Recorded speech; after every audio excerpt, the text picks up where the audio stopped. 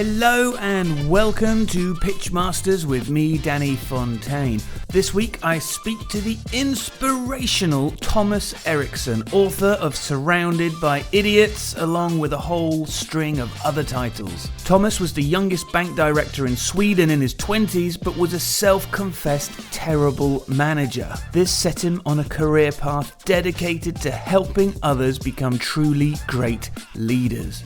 I hope you enjoy his story and don't forget to let me know what you think. Thomas Erikson, how lovely to have you on the podcast. And I must say, you are looking wonderful today. How are you? Thank you so much. It's a pleasure to be here. I am perfectly well, thank you so much.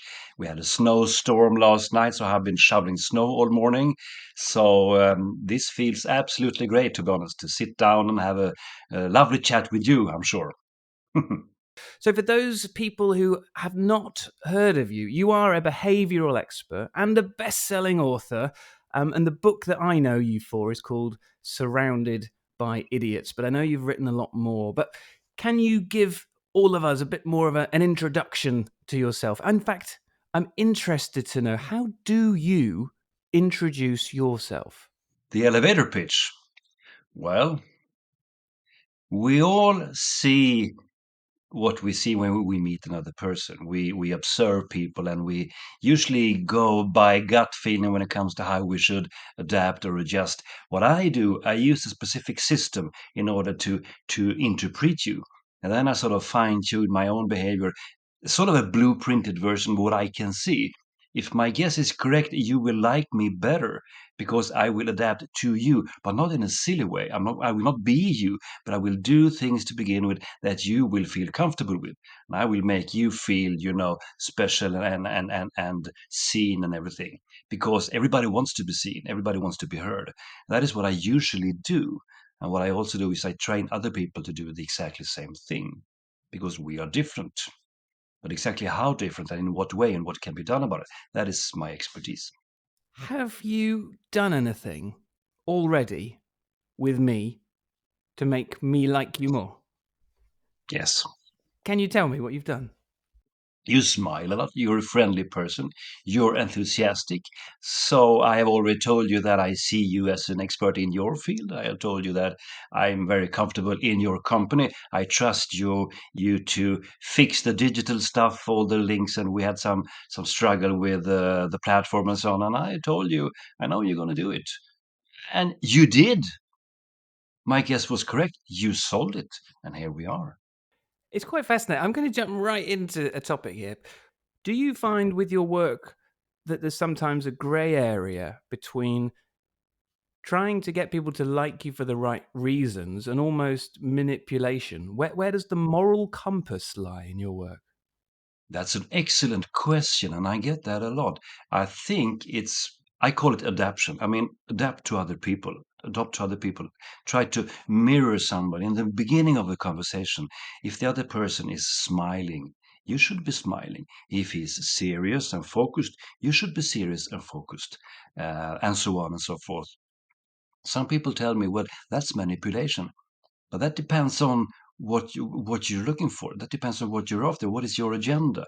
Do you have a hidden agenda? Are you out after to sort of use this individual in some bad way? Then it's manipulation. But if it's all about sort of finding a good connection, reach out to somebody and connect, then I think it's a good thing. Then I think it's not manipulative at all. For me, manipulation is, I mean, we try to manipulate each other all the time in a way.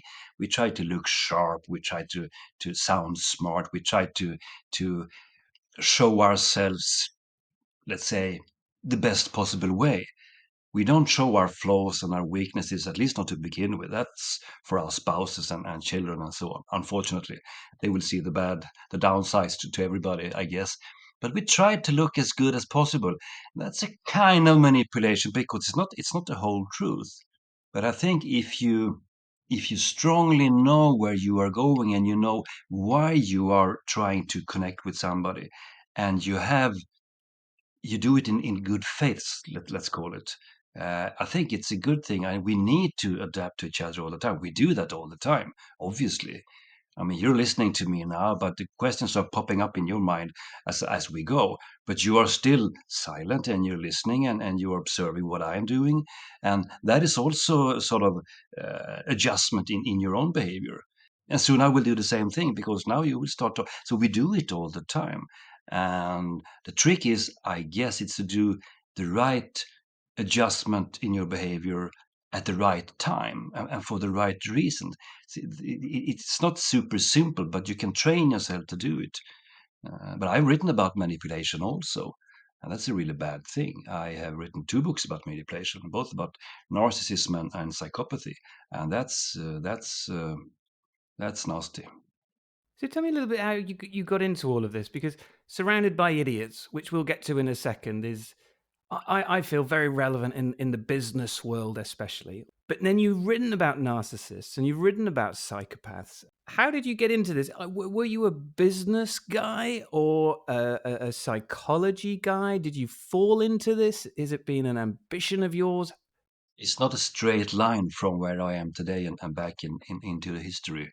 Well, it's several different factors, to be honest. I mean, I was a kind of a business guy. I'm an ex-banker, actually. I was one of Sweden's youngest bank directors when I was 28. But I was making a career, and when I got my first managing position at the age of 24, I was a good sales guy, so I took on this managing position. I sold myself to them.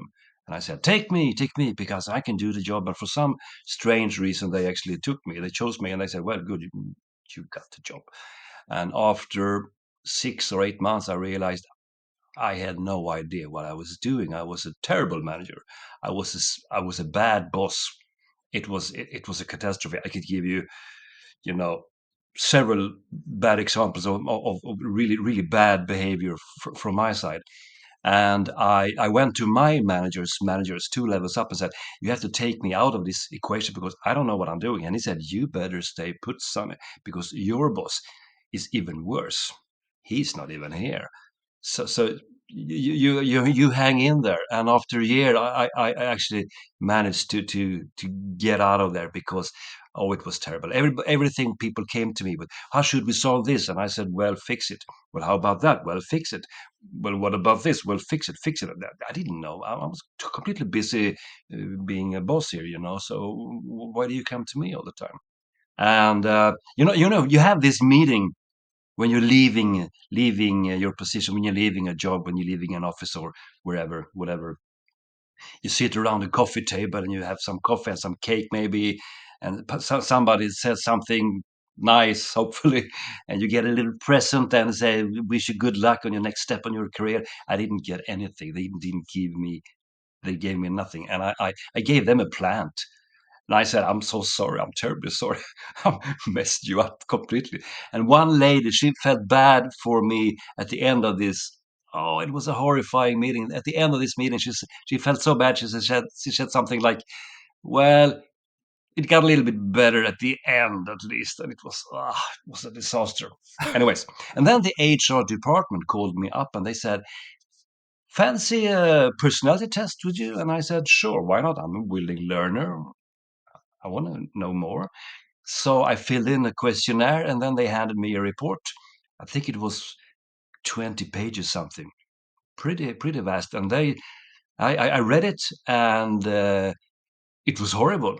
It was me 100%. And I said, is this what people see when they meet me? Is this how they perceive me? Hmm? Want to talk about it, she said. And I said, I better. And it was a pain. I can tell you, Danny, it was painful, but it put me on track. It gave me a reason to sort of enter the world of self-awareness in a way, because I had no idea. I talked too much. I was a really poor listener. And why people were so frustrated with me, I totally get it now. I'm totally, and I have these traits still. I'm struggling with them. just to be quiet when I get inspired or interested in something. I like to interrupt, but I shouldn't do that. Nobody should do that. So I'm struggling with these things, but I know them. I'm self-aware now, and that's some almost 30 years ago, back in time.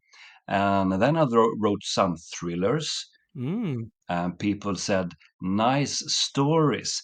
But the tool the guy in those books is using, where can we read more about that? Because I used Mm. what I'm working with. I sort of combine I went into management consulting afterwards. I didn't say that. So as a consultant, I wrote books and I used the same methods.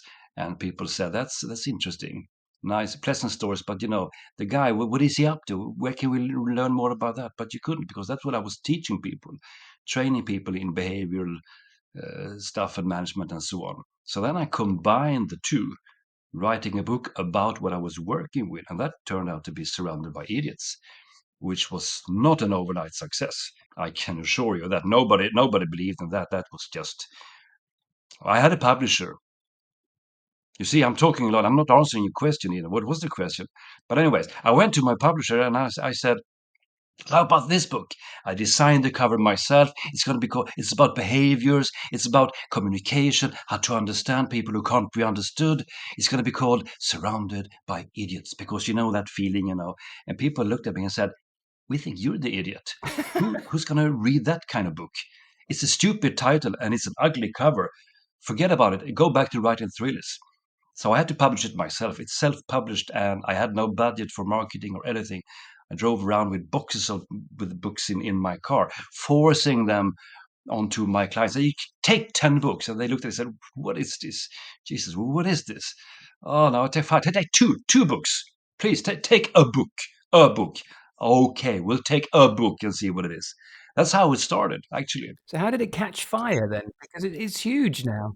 Now it is huge all over the planet. It's really weird and it's surreal in a way. I mean, it took a year for me to get into the airports here in Sweden, and then it just boom like this. And then it sold, I don't know, 1 million copies in a couple of years or something. Now it's been translated into 48 languages, and that is just crazy. I'm not saying this to impress you, but to impress upon you the interest when it comes to behaviors and how we communicate. It's the same all over the planet. The fascinating thing for me is I get emails from the UK, from Norway, from Canada, from I don't know, from Brazil, India, South Korea, Japan. I got an email a couple of weeks ago from Azerbaijan. And the question people send me are the same. Oh, I am this like this, and my husband is like that, and oh, I recognize myself, and this is my boss, and my cousin, I recognize myself. Oh, it was so great. And the same reflections, the same questions, the same issues on all continents. And for me, that's cool, as I don't know. People really are not as different as we might think. There are cultural differences, obviously, but people are much more alike than we can imagine. That's good news, I think. And at the beginning of the book, you tell a short story which helps to set out the premise of it about this terrible boss who thinks that everyone is an idiot. And I wonder if you could perhaps paraphrase that in a second. But as you're talking, is there an autobiographical element to that guy in the first story? It's a true story from my management consulting career. I was going to this entrepreneur. He was in I think his early 60s. I was 31, 32, 33, somewhere around there. And he needed help. And we got in touch, and I visited him doing, the first meeting. And I said, "Tell me about your business." "Well, nothing can be done here because I'm surrounded by idiots," he said. And I said, "Well, surely there's not only idiots here." "Yeah, yeah, yeah. Department A over there, pure morons. And Department B over there, nobody understands anything. Department C, don't even get me started." And then I said, "Well, when you're young, you're smart. When I was young, I was much smarter than I am now." So I asked him the only question that popped to my mind, that was, who brought in all the idiots? And that was that. He kicked me out. That's the only meeting I've been kicked out of. I don't know. I sat in my car thinking, what happened there? And I went back and told the story to my boss, And he said, well, that guy, he was kind of an idiot, He didn't get it, He didn't understand. He was a complete moron. Don't get me started. And I heard myself and I thought, that kind of echoes very familiar. Maybe there's something for me to learn here. So then I actually went back to the report the HR department in the bank had given me, which said, you're such a poor listener. You should be ashamed of yourself. And I kind of, all right. So I managed to get back to the guy and said, can we start over again? And he said, okay, I'm not going to shoot you, he said, but sit down and tell me what you got. But that's kind of the way it is, it goes like this, ups and downs, and doing business is hard. And if you don't know what you're doing, it's going to be even harder. So I made all the mistakes in the book. I can tell you that. So for those people who haven't read it, which could be a few people listening, the Probably premise of more the book. people than those who have read it. Well, there's only 3 people listening, so who knows. Um, the premise of the book isn't that we are actually surrounded by idiots, is it? Let's just make that really clear. Explain, please, how that's flipped on its head that sets up the premise of the book. Of course, that's the right question. Well, the thing is, the feeling that we are surrounded by idiots, the sense of nobody's understanding me, nobody's listening. Am I the only one who sees this clearly enough? I mean, we all been in that meeting, sitting down, taking good notes, listening to people, thinking they just don't get it. I'm the only one who sees this as it is. And when you leave the meeting, you feel that you kind of you feel a little bit lonely because you are the only one who understands the truth. We all have those experiences. It could be with your spouse, it could be with your brother-in-law, and sometimes you that pop to your mind, and that guy is kind of an idiot. But the problem is some people are surrounded by more idiots than others. That is sort of interesting, and some people are some sort of idiot magnets who draws weirdos and strange people to themselves. And then you have to ask yourself, what's the lowest common denominator here, really? Could it be Mm. you? It's like that guy, who can't, hook up with a girl, or a girl who can't hook up with a guy because everybody's strange. Are you sure it's them? It could be you. That's kind of my mission. You could start with you because we are all the idiot in somebody's story, right? If you start with you, if you start to understand who you are and how people perceive you, and what's good about you, and where you have your weaknesses, and where you have your potential, if you work on yourself, you're going to actually learn more about other people as well, because it goes kind of hand in hand. And for me, it's a lifelong learning process, I guess. You need to build your self-awareness so you can use your full potential. And if somebody annoys you, or you annoy somebody else, that's bad. You need to find a way through. If you're going to reach out to people, you need to see how can I connect with this guy, or that that person. Nobody can make it on their own. You have to be good at this, I think, at least. For me, it's been complete salvation, to be honest, Mm. completely. So for me, the book is about 2 things. It's about self-reflection, as you've just mentioned, but it's also about the uh, understanding of how other people fit in your life and how there are different types of people in the world. And so I suppose the first thing to talk about is, how do we figure out what type of person we are and what type of person others are? There's 4 big categories. Talk me through them if you don't mind. Okay, it's the four color system: red, yellow, green, and blue, and it's based on the traditional disc profile. It's a useful tool. It doesn't explain everything. Some people don't like it, say, it's too simplified, there's more to it. And of course there is. But you have to start somewhere. My aim is to, let's say, attract people's attention, to make people curious. And then I said, read my book, and then read another book, and take a class, and go for a seminar, and watch some TED Talks. But, start the journey somewhere. And I think this is a great gate to open to begin with. The system is based on extroversion versus introversion, task orientation versus people orientation. So you got this 2 by 2 matrix standard form, and then you have the first category, the red ones who are extroverted and task oriented, fast forward thinkers, very goal oriented, result focused as hell. They really, boom, thought action is the same thing. They really like this, bam, bam, bam. Speed up, because life is short.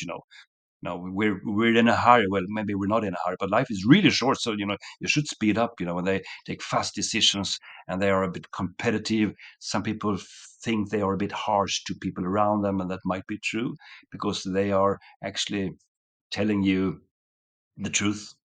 They're actually living the myth. We should be open-minded here. We should have, sort of a high ceiling. We should be sort of an open communication. So yeah, yeah. Let's be honest. They actually are. They can actually live with honesty, and they will tell you what they think about your honesty as well, if you dare. And if we were to personify them, that would be the kind of CEO kind of character, would you say? That's a bit of a stereotype, but I understand what you mean. They are not conflict avert. They have sharper elbows than everybody else, so they can take a conflict. They understand. They have no need to be liked in Mm. the business world. Let's call it, just to use some phrases here. And if people don't love them, they can live with that. It's a job that has to be done. So they are actually good at getting to the top. Let's say, not saying they are the best leaders, because that's actually a different thing. But they have sharper elbows. They can take a few punches, and they understand it's lonely at the top. They can live with that.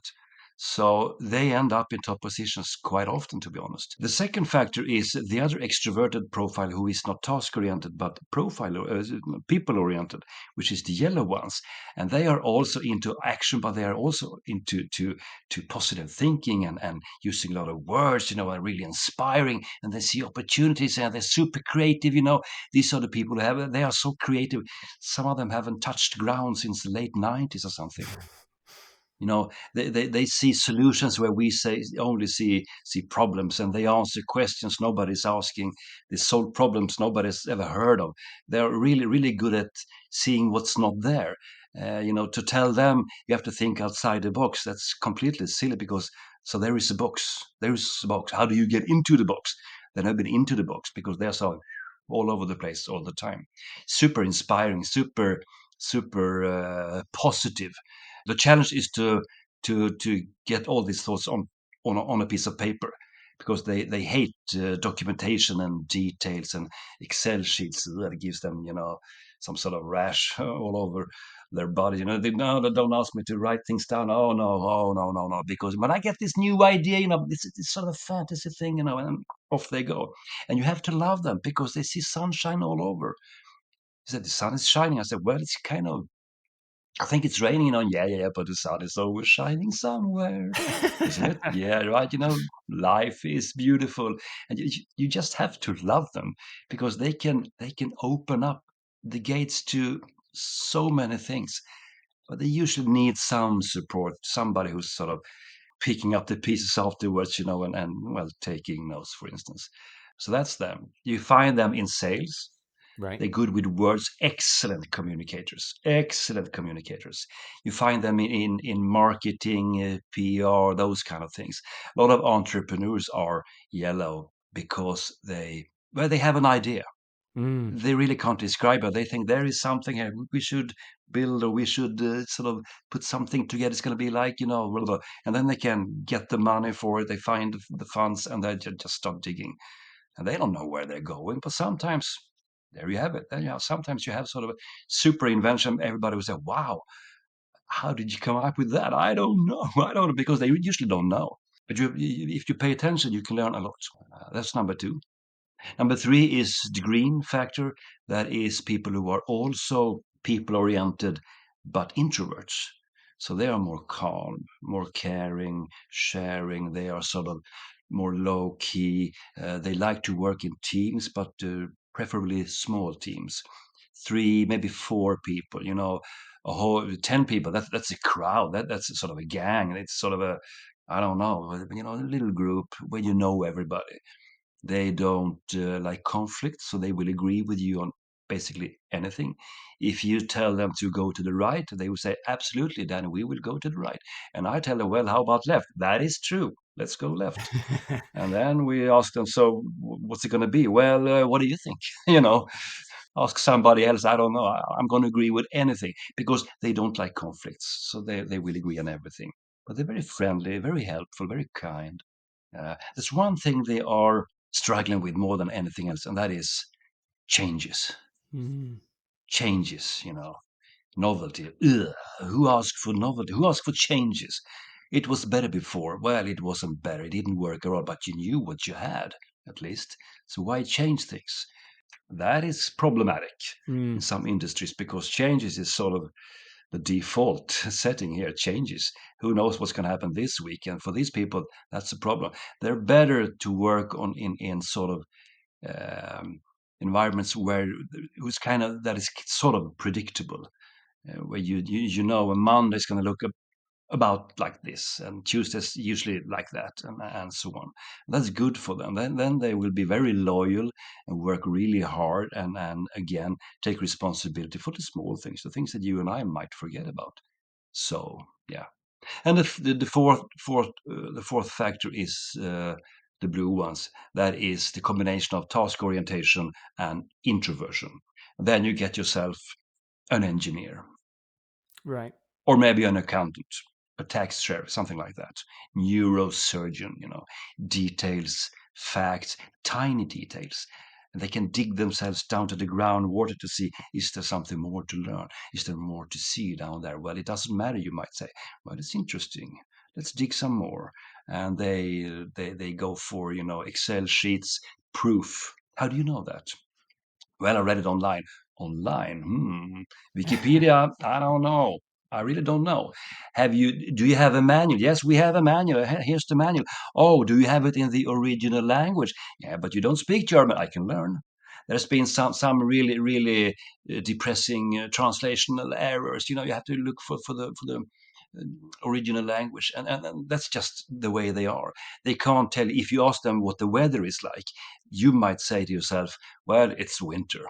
They must say, well, it's 17.3 degrees. The humidity in the air is this and that, and they can tell you exactly where it's going, and you don't care, but they will give you the details because why not? So these are the four main, and then of course you can combine them. Some people say there's got to be more than four kinds of people on this planet. Well, of course, because you can combine them, algorithmically speaking, 19,345 ways, I would say. So you can have a blue and green, or you can have green and blue, and that kind of gives you another character.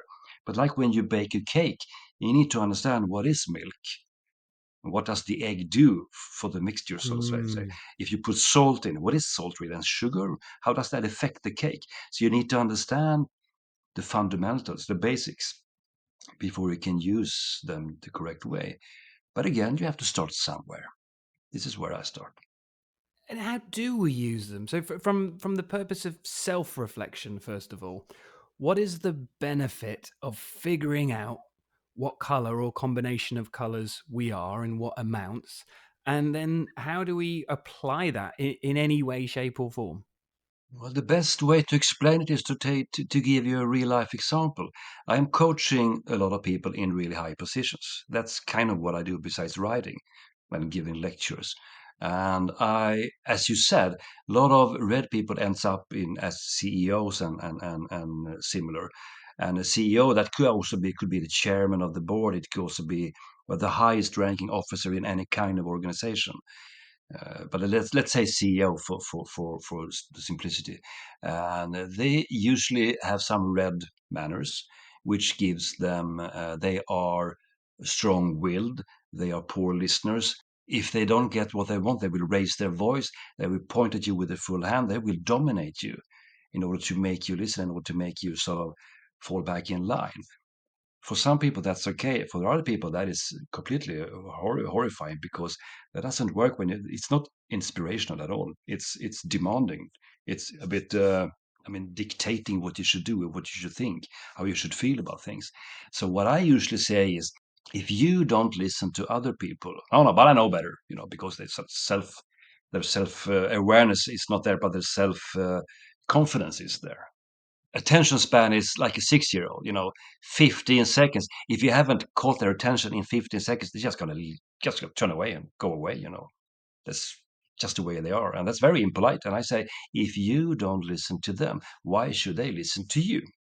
No, what do you mean? Well, if you show that you intentionally interrupt and you don't listen, you don't pay attention to your staff or your management team or whatever it is, why should they listen to you? Well, I'm the boss. Well, that wasn't the question. That's a position. It's a position in the organizational hierarchy. You're the boss.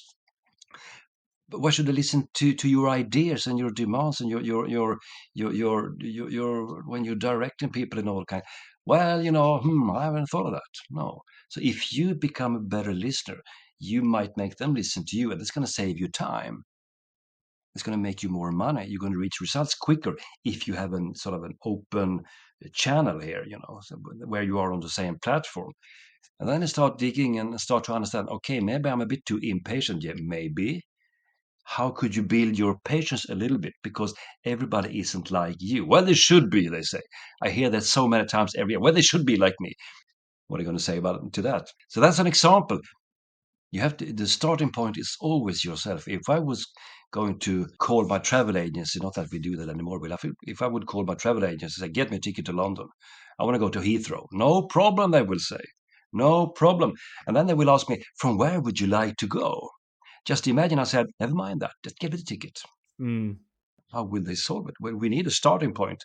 It's the same thing with physical communication as with verbal communication. You are the starting point. You have to begin with you. And the hardest people who to make them to listen to that's the red ones and the yellow ones.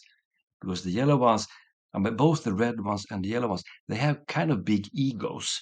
Not as in egotistic or egocentric, where they could be there also, but strong egos, as in Latin ego, strong selves. They're very, this is me, not self-awareness, but more self-consciousness, let's call it. I Okay. am here now, let's begin, I'm a strong person, I'm important. That kind of ego. Could be good, could also be not so good. So I try to help them to pick out the pieces, and I say, where would you like to go? Well, things isn't working for me as well as it should be. So what seems to be the problem? And then we work on it. And usually it's about communication.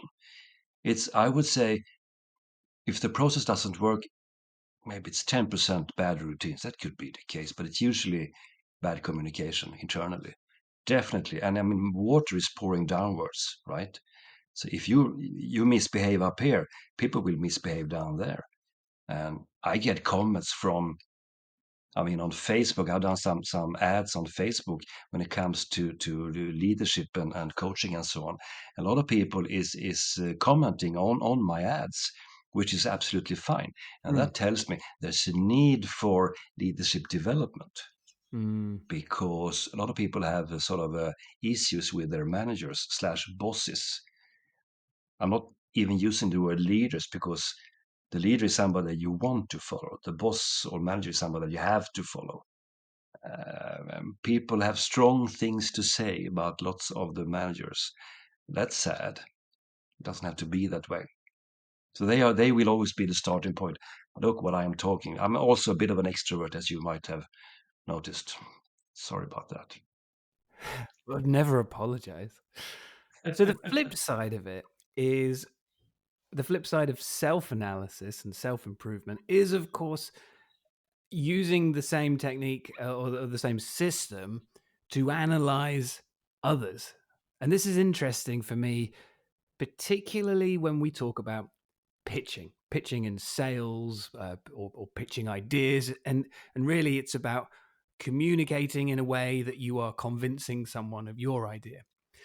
And one of the big things that I talk about with people, beyond sales tactics, is the people in the room are often your audience. They're often more important to find that emotional connection and find some kind of likability element is more important sometimes than the actual strength of your idea and what you're trying to communicate. How do we in a pitching scenario, perhaps use some of this? Should we be analyzing if it's a small room of, say, 4 people who we're pitching to? Should we be trying to figure out what colors these people are and somehow using that knowledge to influence how we communicate to them? Yes. And how the hell do we do that? Great follow-up question. Well, how the hell do we do that? Well, to begin with, let's say that you have built your self-awareness.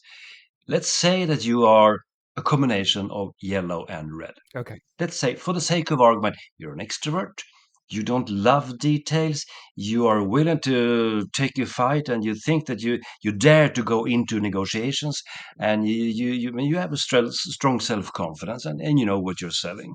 Let's just, for the sake of argument, let's just assume Sure. all of that.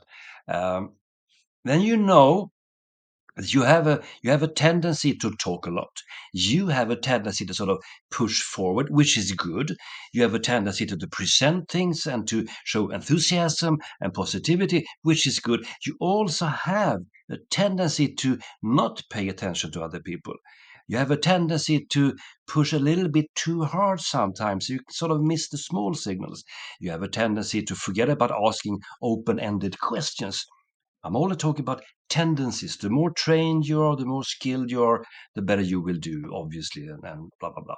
But the thing is, we all have downsides to our personalities. And if you know these are my tendencies, not saying that's the same thing all the time in all the situations, but I'm strong willed and I'm going to push this through. I'm going to make this deal. I'm going to close it. I'm going to, but I also have to pay some attention. That's the starting point again in this example. And then you see you have a red CEO in front of you. He's already bored. You have a slide deck of 99 slides. That's just, oh my God, don't go there. He's bored. He's looking at his phone 15 minutes in. Where's the baseline here? Where's the last page? Where is the deal? How much is it? What do you want from me? You have a marketing director who is yellow. You forgot to smile to him. You forgot to say something positive about his new jacket. You didn't ask him where he lived or how long he had worked here. You forget about showing him a personal interest. That's bad. He's going to talk against you because maybe he doesn't like you because you didn't give him attention. Mm. The red CEO, never mind him. If you asked him about his children, he would ask you, "What the hell is that? It's none of your business. Shut up. Yeah. Yeah. Where, let's go for the deal here. But the yellow guy, he wants this. He needs this. The green person, that could be just to use stereotypes. Could be the HR department. Well, maybe that's a green person. I know it's a stereotype. Don't kill me for it. So, but who's listening to that? I know it's just and he or she offered you coffee and you turned him down, or she, and you said no thanks. Ooh, that's bad. That's very unpolite. Shouldn't have done that. And the blue person, he sees no proof whatsoever. That's the CFO. Mm. Lots of stereotypes here. The CFO says, okay, so where are the proof? Where's the references? And do you have an Excel sheet? And how much and how many and how often? And could you divide it by this and that? And what kind of examples do you have? And there's only detailed questions. And yeah, I can email those to you right away, and then you forget about it. You're done. Can't sell to these people. The problem when you have all the types in the same room at the same time, you're going to end up with trouble. That's usually not happening, but you have to meet them, all of them. You have to say to the CEO, this is the summary. There it is. If you want to stay, fine by me. If you're going to delegate the decision to these guys, no problem. This is a summary. What's the question? What questions do you have? Well, I read the last page. It's too expensive. If just I don't know, 10% down, 10% off, then we might have a deal. Okay, that's good. He haven't read it. You can't make him read it, but don't keep him in the room. Accept it. That's really interesting because one of my questions was going to be, a lot of the pitches that we do are an hour, sometimes 2. Sometimes I've had pitches that are 5 hours, and that's the time that the client gives you. And to fill that time, you get a list of 100 questions that you have to answer.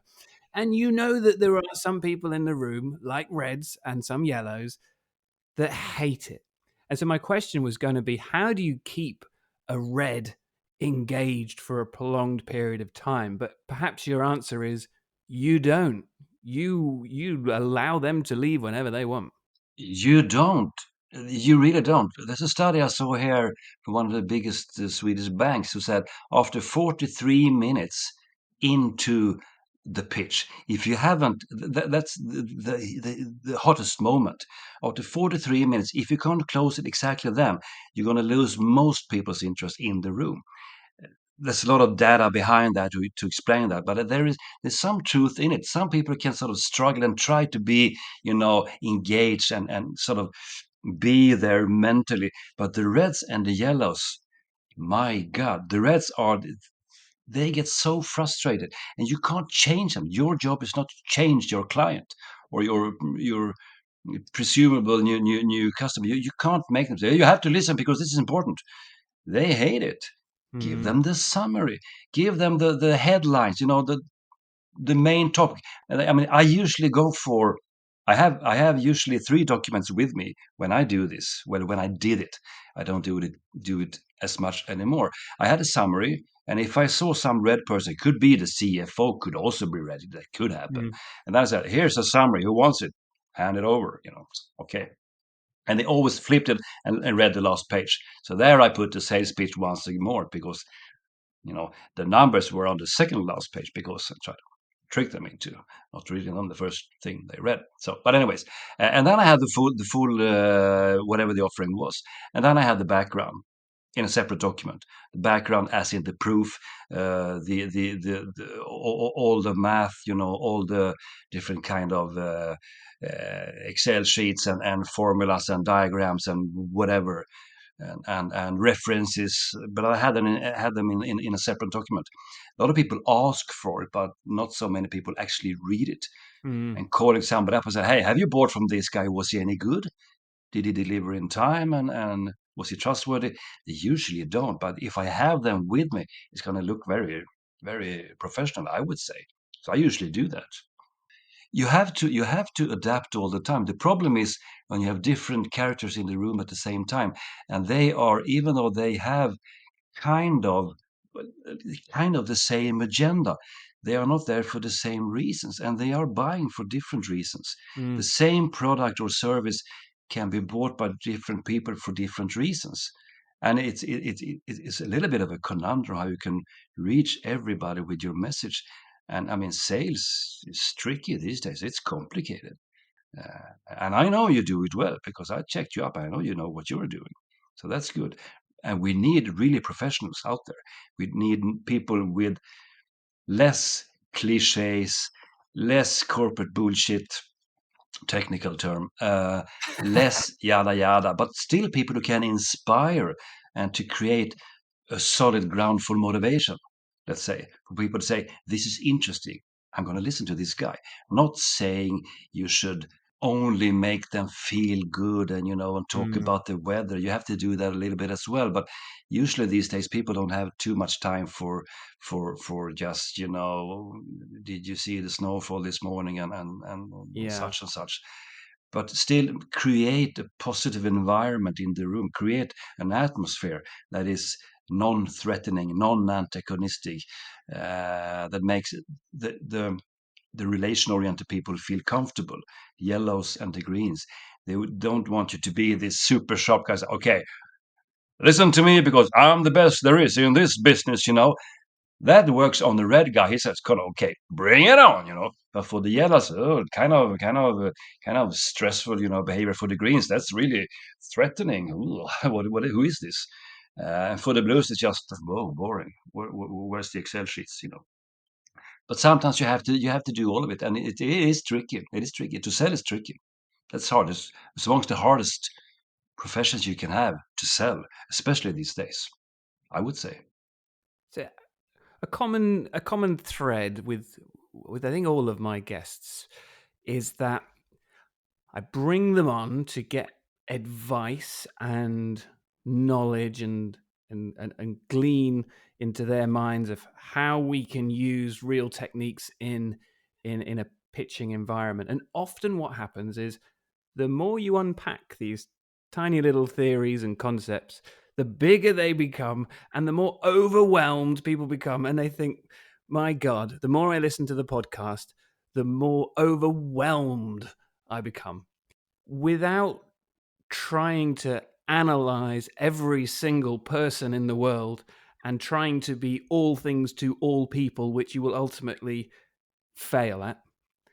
Are there, in your expert opinion, from either a communication or a behavioral standpoint, certain things that we should be doing in a pitch when we're trying to convince someone of an idea that perhaps will resonate with all of the colors? Or you can take red out for a bit if you want to, but what are the more general things we could be doing to help convince people of our ideas? It depends on the environment. It depends on what you're there for. If it's a first meeting, I usually say go green. Okay. That means shut the F up, pay attention, be well prepared with open ended questions, and listen. Don't say one word too many. Use as few words as possible and just go green. Be there, pay attention, show interest, and make sure they see that you are interested and learn as much as you can. That's how you go green. What I do is really focus on open ended questions. Hmm. It sounds like a cliche, but people tend to forget about those. There's a story, you may have heard it, you probably have, about Rudyard Kipling, the great author.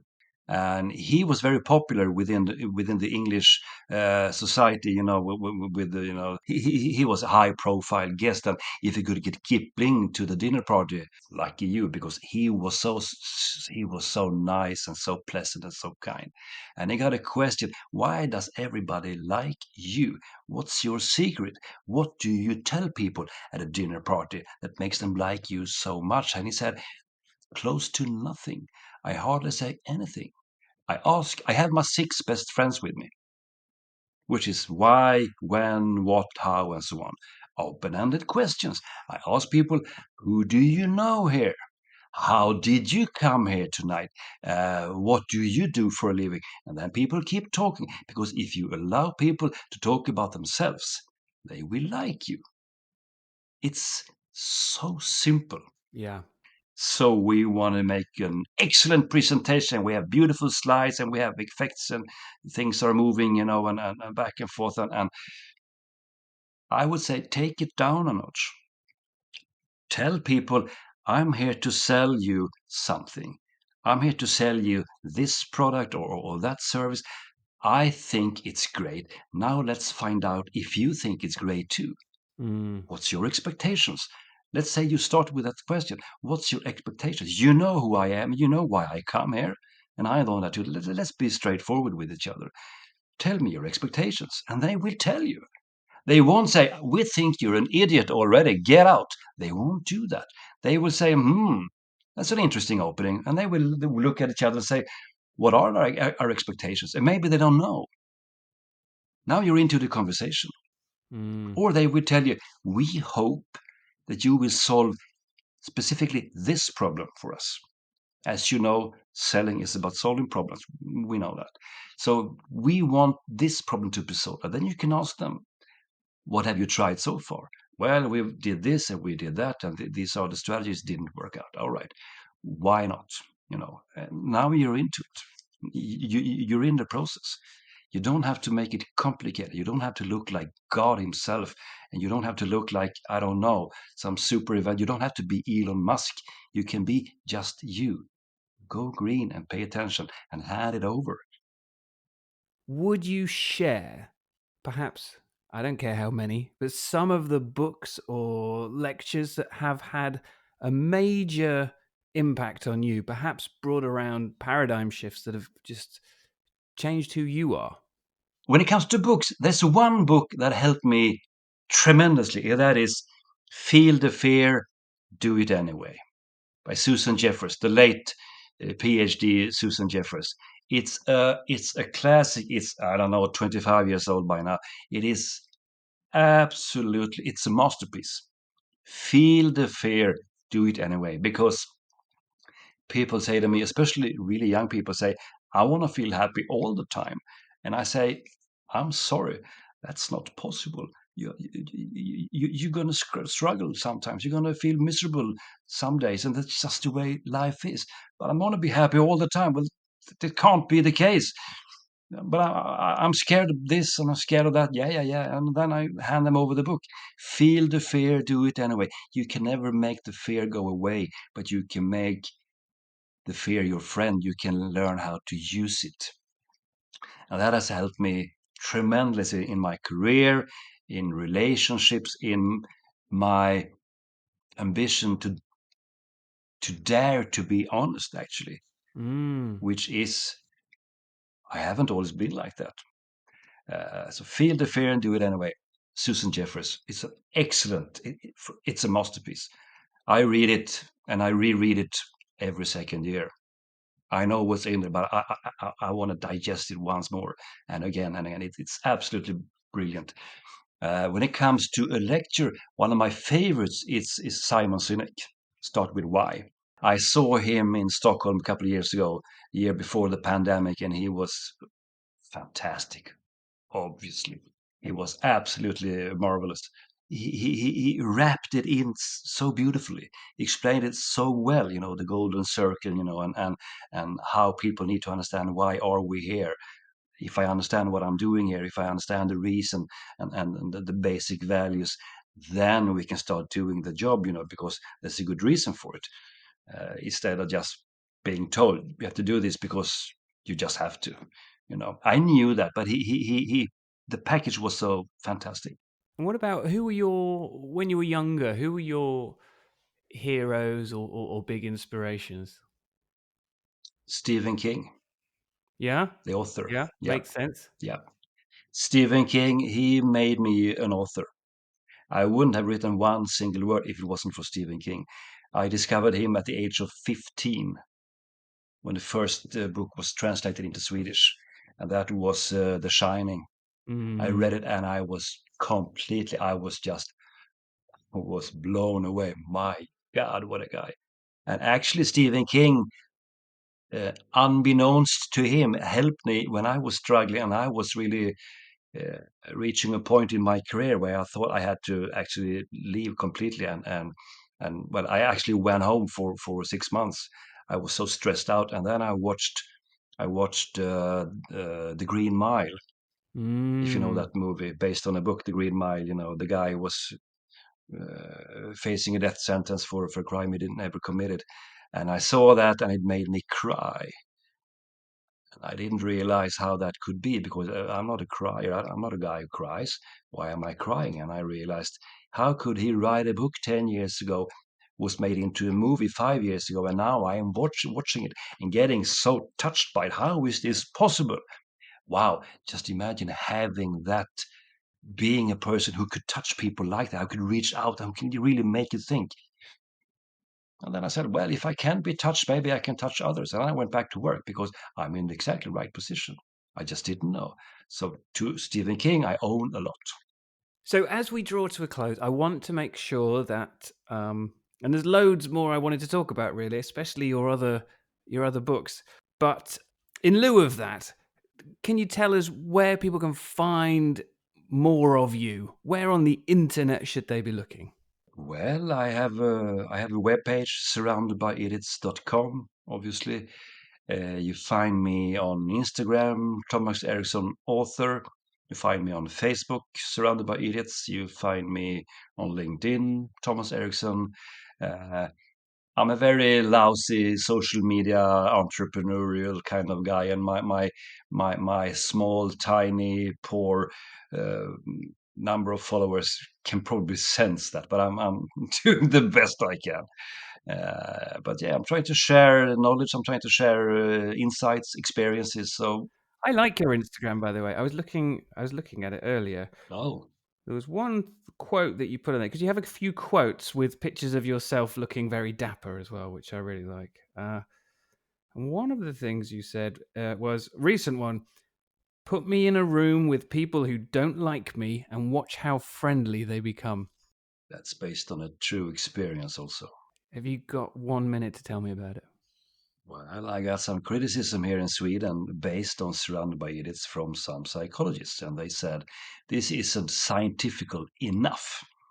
And I said, no problem. I have never claimed it to be scientific. I only quote the disc profile. And they said some really nasty stuff about me, and most of them were writers, authors, lecturers, and consultants, such as myself, which put us in the same room more than once. And how beautiful they behaved when we met in reality.